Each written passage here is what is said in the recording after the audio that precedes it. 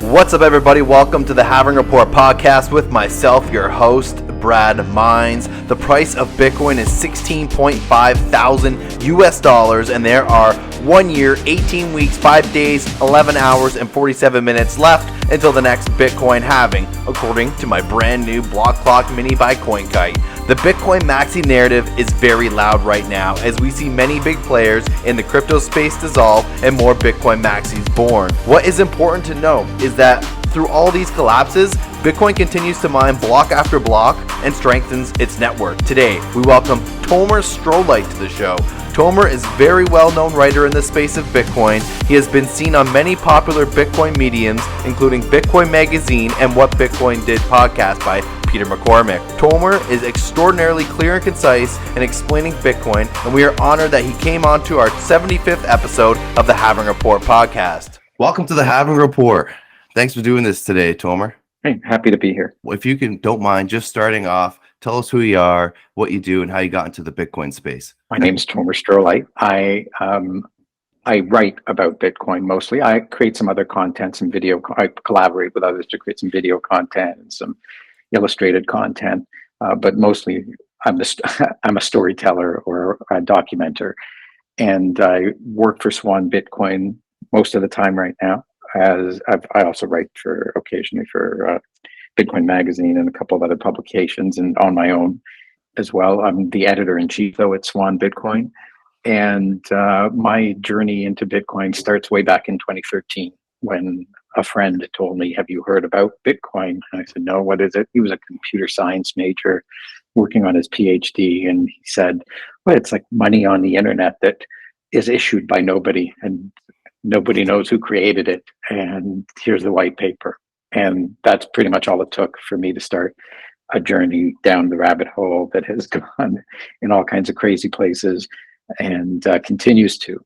It's just been nonstop exploration and learning and making mistakes, doing some things right. But that's my background in a very abbreviated summary. You mentioned that you are the editor-in-chief at Swan. For those listeners who do not know what Swan is, can you tell us exactly what it is? Yeah, Swan is basically a Bitcoin-only on-ramp. So Swan will sell you Bitcoin. They won't sell you anything else. And they're not designed to help you get out of it. You can sell your Bitcoin back into fiat, but we don't have like a prominent sell button on the website. No sell button is our big feature. And we're an education company just as much as we are facilitators of the on-ramp. So we want to make sure that people understand what it is that they're investing in or purchasing or using when they buy Bitcoin.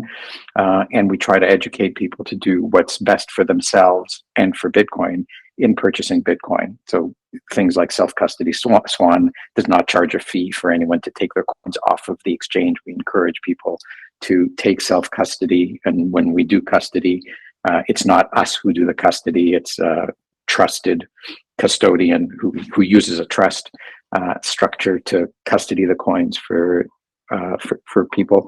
So Swan is this Bitcoin-only company that really sees the future of this space as Bitcoin only and is aligned with Bitcoin. We try to do what's good for Bitcoin and what's good for Bitcoiners. And so education, facilitation, training, those are the key parts of our business. Why is Bitcoin only so important to Swan? Why not Litecoin? Why not Bitcoin Cash? Why not Monero? Why not Litecoin? Why not the others? Yeah, for many reasons. I mean, the first reason is that this comes in no particular order. So one main reason is the world doesn't need 65,000 different currencies. That breaks the idea of money. Right? The idea of money is you walk in and it's recognizable and understandable, and you don't have to tell a story about why this money is better than the other money and this, that, the other. So, if you were trying to run a store and people kept coming in and each one was trying to use a different currency and each one told you a whole long story about why they made it, you wouldn't know what to accept and nobody would know what to accept, and we wouldn't have currency. We'd be back to barter. And Bitcoin, of all of these things, is really the only one that meets the criteria of actually good money. For one, nobody's in charge of it, right? That's why it was invented. And that's why when Satoshi created it, Satoshi didn't keep coins for themselves and stay in power. They kept their identity hidden and disappeared and vanished, leaving behind all of their coins, which they mined only for the purpose of keeping the protocol running in its early days before anybody had heard of any of these things, because this was the first of its kind. Bitcoin is fully auditable, fully decentralized, self-custodial. When you use Bitcoin right, it is sound money, and the efforts that the community has put in to scale it up in a manner that through this layer 2 solution of the Lightning Network and other potential layers to come, it does scale to infinite, inexpensive, decentralized, anonymous, private payments. So that's what Bitcoin tries to do. Every one of these other things is like a cheap knockoff with a leader who's known, who often pre-mined and then sold a whole bunch of coins. So you mentioned Litecoin. Charlie Lee started it through a fork of Bitcoin, sold out, made billions of dollars at the top of the market, dumping on all of the people who thought this was going to be silver to Bitcoin's gold. Bitcoin Cash has lost 98, maybe 99% of its value against Bitcoin since being launched, and has virtually no transactions on it. The irony being that they wanted larger blocks for more transactions, and it's so abandoned that they have only about 130 or 150 transactions per block, which is a tenth of what is actually fitting into Bitcoin's smaller blocks, ironically. And every one of these other things has leaders who change the rules, leaders who use it for their own benefit. And that's what Bitcoin was intended to solve. Like, we already have money that has leaders who use it for their own benefit at your expense. We don't need 20,000 other monies to complicate the situation. So that's what Bitcoin is for. That's what Bitcoin stays true to. Because it's decentralized, genuinely, that's what Bitcoiners can continue to ensure that it continues to do. And that's really what the movement is about creating sound money for everybody. Some people, people are drawn in initially on this, you can get rich quickly. But after you spend some time informing and educating yourself about it, you see, this is really for the enrichment of humanity, to have sound money for everyone, everywhere in the world, that isn't going to be corrupted, debased, or collapsed as a surprise, or taken over, right, as a surprise outcome for people. Is a really valuable thing for the human race, and we've never really been able to have this before. So it's a movement that's really filled with a lot of hope and grand expectation and a lot of vigilance. You mentioned leaders. I want to mention your guys' leader there at Swan, Cory Klippsten. Yeah. Is he a controversial figure? I see him. He gets into a lot of bouts on Twitter. He's very outspoken, it seems. Is he a controversial figure? Well, if it's a controversy that you say something, that you say, look, here's the situation, it's going to lead to this outcome. And then that outcome tends to happen shortly after you predict it. Why that would be controversial in and of itself is crazy. The people who he's found himself in controversy with are people whose businesses collapsed after he warned people these people's businesses are about to collapse. So they were committing fraud and covering up that they were committing fraud.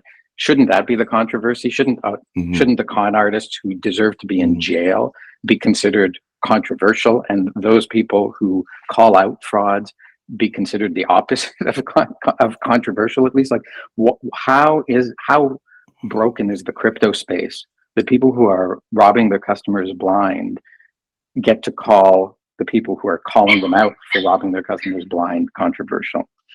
That's something to think about. Very much so. There's a lot of eyes on FTX, SBF. What are your thoughts around this situation? Well, there's a lot of eyes on that completely collapsed business that, for what we can see, was just a complete fraud. Like, money was sent in, and SBF did whatever he wanted to with it, right? And he told you that he sold you some Bitcoin or some Ethereum. Never had it in the first place. The whole thing seems to have just been a gigantic scam, and that, again, it's like everything that's broken about the world in crypto happens at light speed on steroids. So It's plain deception. It's plain lies. It's using the money that came in to win the favor of politicians and the media by buying advertising and making political donations so that people don't look at you with close scrutiny. And it actually takes the private sector to look at you with some scrutiny to point out you're robbing everybody blind. And this guy got away with, I can't remember what the latest estimates are of. I mean, the company was once valued at $32 billion, but that was all just on paper. But it could have been as much as $10 billion, maybe even more, of customer funds that went up in smoke. So it's a terrible example of what people are capable of doing, and a great example of why Bitcoin is so important. Right? Like, Bitcoin is important because it's not about trust. It's not about handing somebody your money and letting and hoping that they're being honest by buying themselves marketing campaigns and making political donations. It's about verifying for yourself that you have what you understand you have, and being able to demonstrate that to everybody else, and being able to audit the entire system for yourself, and having everybody else be able to audit the system for themselves, right? So it's just such a stark contrast. If you run a Bitcoin node, you are auditing the entirety of the Bitcoin ecosystem, and you're able to verify that the coins you have are yours. If you send money to SBF, he can make up any lie he wants and put it in a spreadsheet and share it with you. And this is true of every one of these exchanges. They some of them talk about having proof of reserves, but it's a gameable situation, and very few of them have any actual process of proving reserves. So that system is trust, and Bitcoin is verify. It's a completely different world. And I think that's what Bitcoiners are trying to explain to the world. And it's kind of, it's disheartening when you keep seeing everyone make the same mistakes over and over again. And then briefly you end up with everyone, like on all of the crypto boards and spaces, saying, everybody take custody of your coins. We don't know what's actually going on. Well, this is what Bitcoiners have been saying since Mt. Gox back in 2013.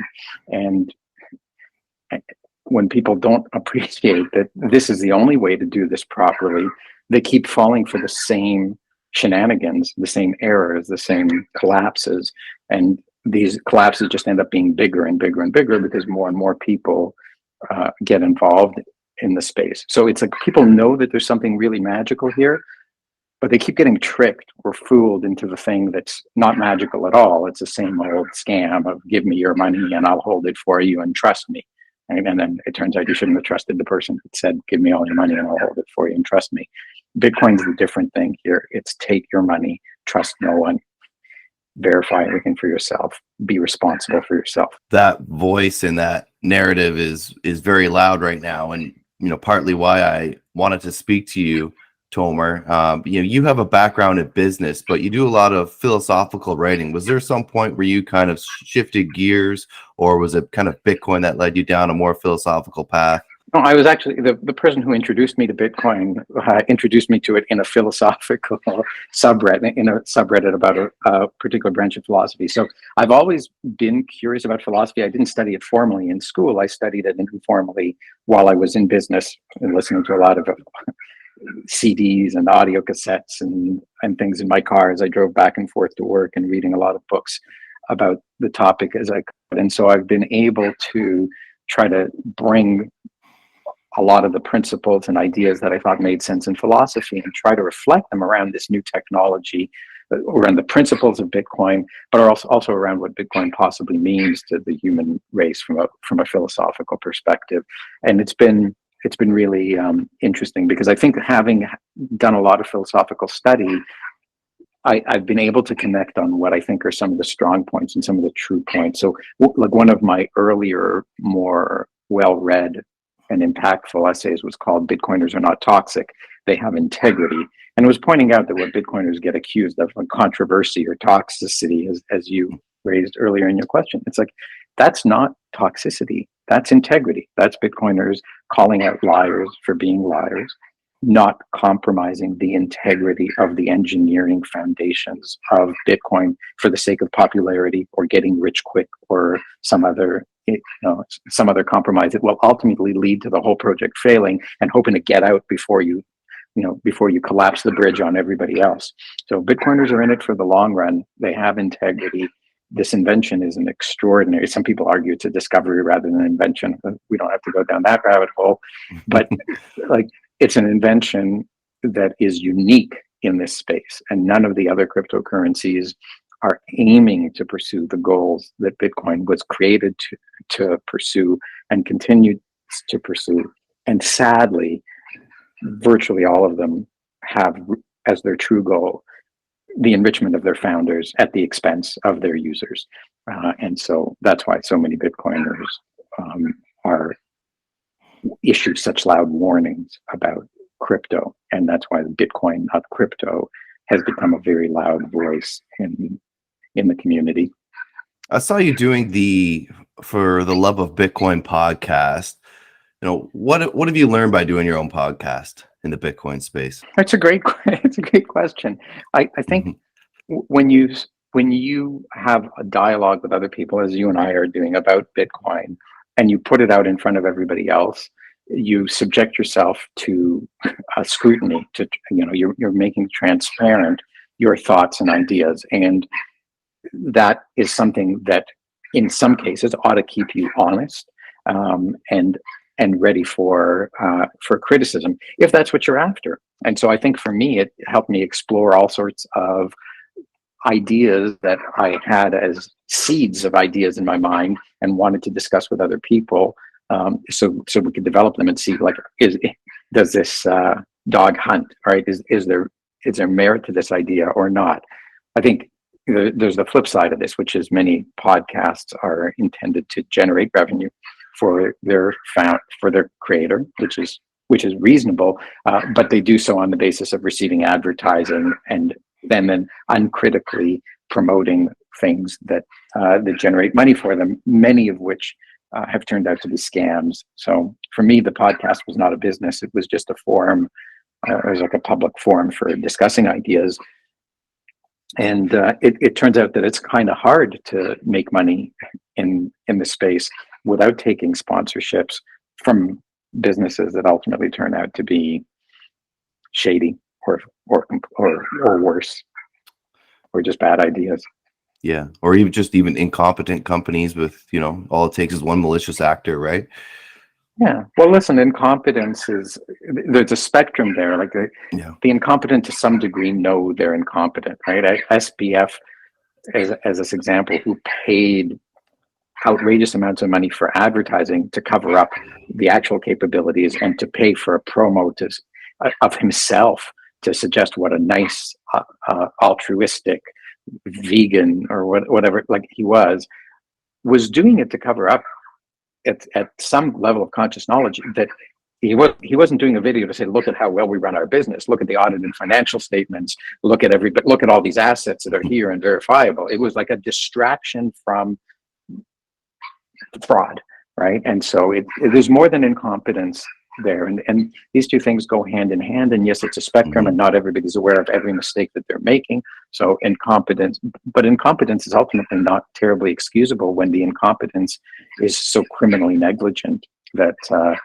it leads to such extraordinary losses. Yeah, I can't lie. When I start seeing things like the naming rights to sports stadiums for 20 years, I'm like, oh my God, that clearly this is going to be something that's going to be around for a while, right? But not that I use their platform or anything, but just right. Crypto.com, just other examples, right? Like Crypto.com is one of those. Yeah. I think what's interesting about that is that's exactly what they aimed to do, right? They aimed to mislead you and others en masse by blue chip washing themselves, right? Making them seem like all these other blue chip companies who, when they do have money, buy these things. Airlines, banks, consumer packaged goods companies. Like, these are companies that have been around for a long time, have proven business models, want to demonstrate their presence and permanence, and so that's why they buy naming rights to things that are going to be around for 20 years and be used by many people all the time. And this is why we have to be so careful when a newcomer who hasn't been around for any period of time shows up and imitates these things.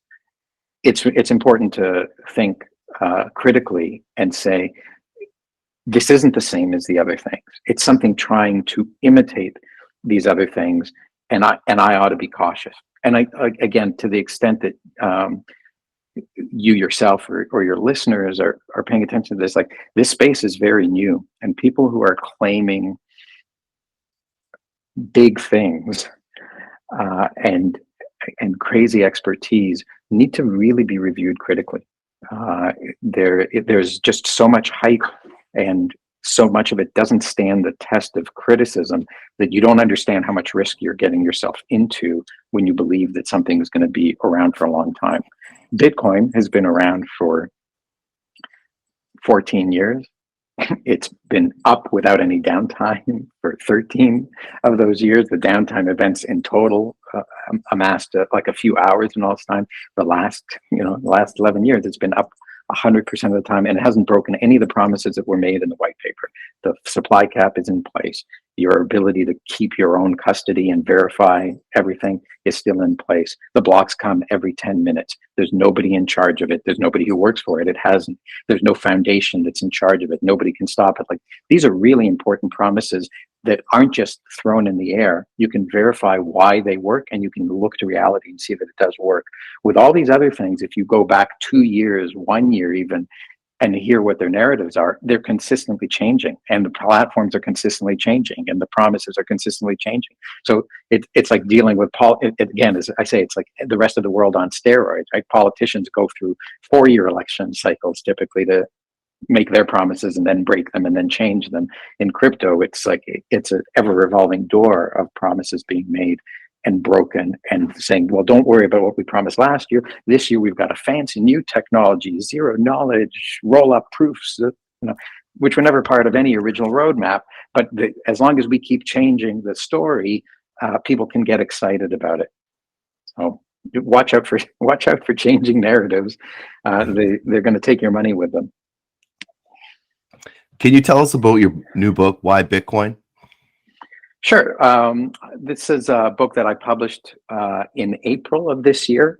And it's when I decided to start writing about Bitcoin, I needed something to write about. There were lots of other people writing. And I thought, I've been in the space for a while. I have some unique perspectives on it, and I'm good at condensed writing. So I decided to write a series of articles that would all be like only 2 to 3 minutes long. Each one would answer a question that people have, like, why does Bitcoin use energy? Why is Bitcoin unstoppable? Why does Bitcoin exist? And that was it. And I wanted to write it very concisely, but in a way that would be completely accessible to newcomers, but also in a way that would be illuminating to people who've been in the Bitcoin space for a while. So I issued myself a bit of a challenge there. And once it got going pretty well. I ended up writing 27 articles in total. As I was writing it, this was when I first connected with Swan Bitcoin. Cory reached out to me, said, why don't you make these articles? Because I was publishing them each individually on Medium. Why don't we make them into an ebook? That seemed like a good idea. So that's how I got started with a relationship with Swan Bitcoin. And then a couple of artist friends told me, they said, like, we made a little book out of these works of art that we made because we couldn't sell more than one copy of it. Of the art, because it was an original artwork. You've already written a book, why don't you do it? So I negotiated with one artist. I said, hey, if you make a work of art that can grace the cover of the book, I'll turn it into a book. And it ended up being a big project. But I think it's the only Bitcoin coffee table book that exists, because I was focused on working with an artist on it, and then a designer who was very artistic. We ended up with something really positive. Yeah, so it's the only Bitcoin coffee table book, because it's all full color photo stock. Every article is illustrated or has photos that accompany it. And the feedback that I get about the book is that it's, for many people, they find it the best orange pilling book that they have, because people can just come in, read one article in it, one chapter. It only takes 2 to 3 minutes, and flip through, see which question they're really most keen on having answered, and get through it. So it's available for free as an ebook at swan.com/whybitcoin. And if you want to actually purchase a hard copy of the book, I'll have it in hardcover and softcover as a print on demand book on Blurb, and you can find the link to that on my Twitter profile page. You have done some writing and you've had some conversations with Peter McCormick on what Bitcoin did, about the brain. And I wanted to ask you on my podcast, just simply, what's the relationship there between the brain and Bitcoin? Well, what I actually had written was how Bitcoin itself is like a brain. That Bitcoin is this very extraordinary piece of technology, the likes of which we've never really seen before, and it interfaces with human beings who run its nodes. And those human beings talk about it a lot, just like you and I are doing right now. And you talked about the podcast before, and I said that was kind of thinking about Bitcoin, and Bitcoin tries to survive. I mean, Bitcoin is this thing that it's not a corporation, that somebody is in charge of making it survive. It survives by virtue of recruiting and incentivizing human beings to run it, to dedicate energy to it, to continue to improve it. And how they decide to do that is through our intercommunication with one another. And so in this article that I wrote called How Bitcoin is Like a Giant, what's the word I used? Cybernetic brain. It was equating the way that brains are actually structured, which is they can sit, like there's no your brain is made up of neurons. There's no single neuron that is where your consciousness resides. There's no master neuron. It's completely decentralized. I can remove any neuron from your brain and you'll still be you. I can remove a reasonable chunk of them and you'll still be you. You may forget a memory here or lose something there, but you won't cease to be you because there's no central control. And so the brain is this decentralized network of neurons, each of which contains this common DNA inside of them. And your consciousness is this field of consciousness that arises from the electrical communications between all of them. And I was equating that to what's going on with Bitcoin. It's like we the node runners are each like individual neurons. We have our own knowledge and we're connected in a network to each other, and we all have the same DNA, which is the blockchain and the consensus algorithm. So we all share something in common. We all connect with one another. I go into much more detail in the article about how neurons connect to each other over synapses and how connections strengthen over time and connections get broken over time. And that's what social media allows us to do. It allows us to connect with each other, follow each other more closely, follow more prominent signals, break off signals that we don't want to do, that we don't want to follow. But what makes the Bitcoin community unique is that we're all in pursuit of the same end goal, in the same way that all the neurons in your mind are in pursuit of keeping you alive. Whereas what happens with so many other communities is they fracture and split and continue to, what's the word I'm looking for, balkanize into lots of different groups. So social media ends up breaking the integrity of communities often, but in Bitcoin, it's actually putting it together. And so I wanted to use that. I had some knowledge about brain science from another avenue of pursuit, and I just again saw the pattern repeating itself in Bitcoin. And it's like, wow. So this thing is not only alive or very lifelike in many ways, as many people had written about. It kind of has its own consciousness, which is this collective consciousness of all the people who are interested in it and can think about many things at the same time. Some of us are thinking about making the mining more environmentally friendly. Some are thinking about making the mining more empowering to people in Africa. Some people are thinking about how to scale the protocol so that more people use it. And all of these things combine together to form the whole that is Bitcoin's progress through the world. Now, you stated in a podcast that you were working on some fictional Bitcoin writing. Have you dived down that? Have you published anything in the fictional Bitcoin space? And why is that important to you? Well, I think that I've published a couple of science fiction pieces related to Bitcoin, and I think the fiction serves a really, really important role in helping to project the future, especially science fiction, right? Fiction in general projects the human condition in a distilled essence that the author wants to point out about the world. So they create characters and create a situation and a plot and write it in style that demonstrates what's going on. I've done some hybrid writing that attempts to present real events in history in a fictional style, like in a highly stylized way. So I've written about the block size wars, in a first-hand view that would be like the notes of a soldier in a war, except of course this wasn't a bloody war. And I wrote something called The Being That Changed Everything, which was a science fiction story that projects 400 years out into the future of what it will be like to have Bitcoin in the human race for 400 years. And I wrote one called Moving Heaven and Earth that projects out what we might be able to do with Bitcoin over the course of 1 billion years. And I read a lot of science fiction when I was younger, and it really inspired me, whether it was the works of Arthur C. Clarke or Isaac Asimov or even Douglas Adams.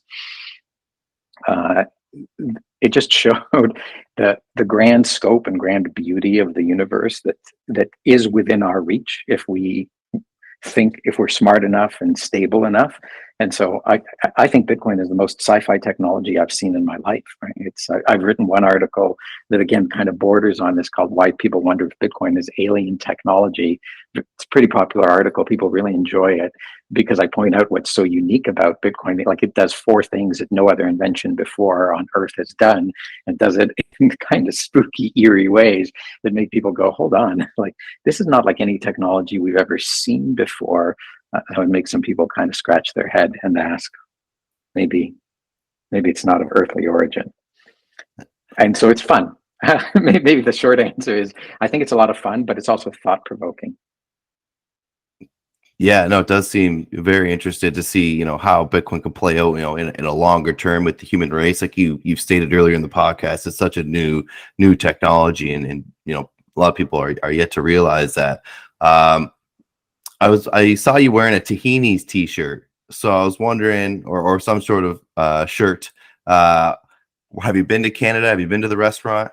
I live in Canada, and I've been to. Oh, you live in Canada, and I've met Ali, who's the famous persona. So yeah, there's my in-laws own a cottage up in a town called Innisfil, and the next town over, Barrie, has a Tahini's in it. So I haven't been to the London, Ontario Tahini's, which is where I think Ali lives, but we've met at a meetup or two, and exchanged hugs and stuff like that. So I'm always happy to promote Tahini's. They have just opened a location only 10 to 15 minutes from my house, but I haven't made it out there yet.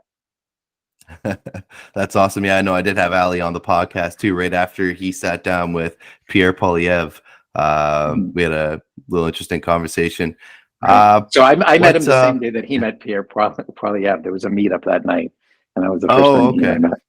This is going back to over a year now, right? This is like last November, if I recall correctly. Tomer, what do you do outside of Bitcoin? There's a world outside of Bitcoin. There is.